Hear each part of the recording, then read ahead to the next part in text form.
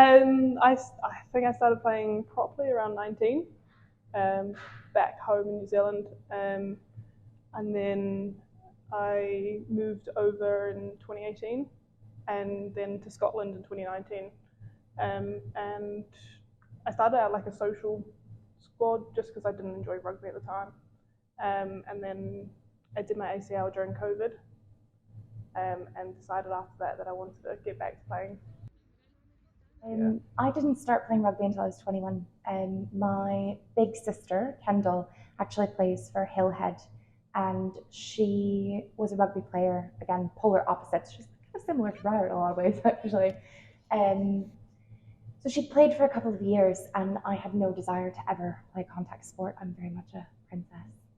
And I was actually quite, I was really struggling in university. I was overweight and quite depressed.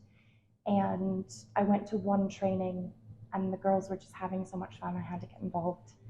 And I've never looked back. Granted, the first rugby match I ever watched, I was playing in.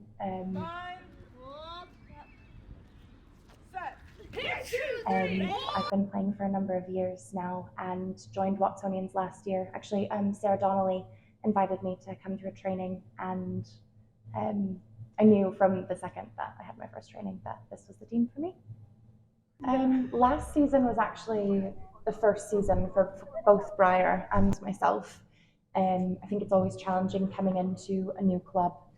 And the squad itself is completely different. So more than half of the players that we have on the roster for the final were not on the roster for the final last year. So when we talk about a significant turnover we've had, it's an all new team.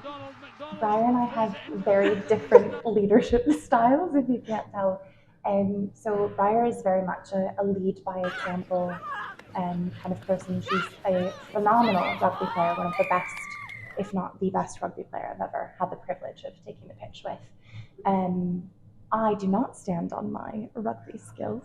I stand on my positivity. And I think that Briar's a doer, I'm a talker, and actually between the two of us, I think we've made quite a good team. I think the season came with its own challenges, and we both took different aspects of leadership to get to this point. Well, I think we started without a coach, basically, in pre-season. So for the whole year, it's just been a development, trying to get the coach and the style that we want to play.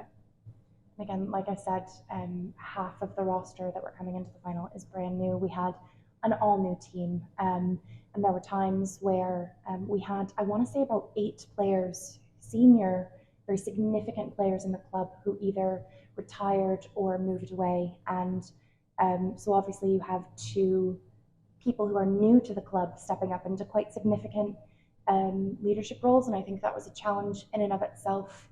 I do remember, so our captain last year, Al King, was the one who convinced me to run for leadership. I actually do not consider myself your typical leader, but she said that she felt that between Briar and myself we had something very special to give the squad, and I didn't believe it, but I think we ran for the positions anyway, so here we are. People come in with the expectation. You see the club itself and you think, oh, Watsonians, they were there last year. But when you're in on the inside, you realize that every team, every season is very different, and you have to respond accordingly to that. When we sat down with Bruce at the beginning of the season and discussed our expectations, we wanted to place in the top 4 for the Sarah Beaney Cup. So the team has exceeded our expectations in the best way possible.